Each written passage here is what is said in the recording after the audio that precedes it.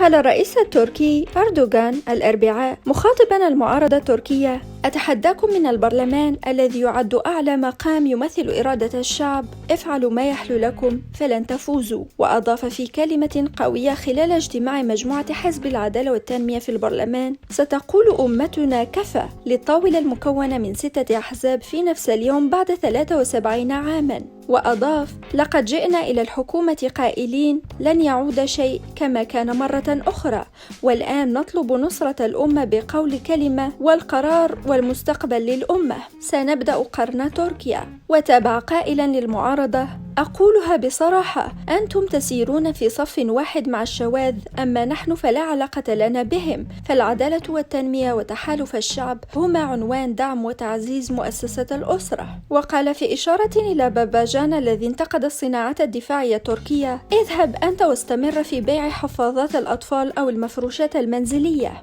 أنا حزين لأنه كان يعمل معي طيلة 15 عاما، لكن يبدو أنه لم يتعلم أي شيء مني،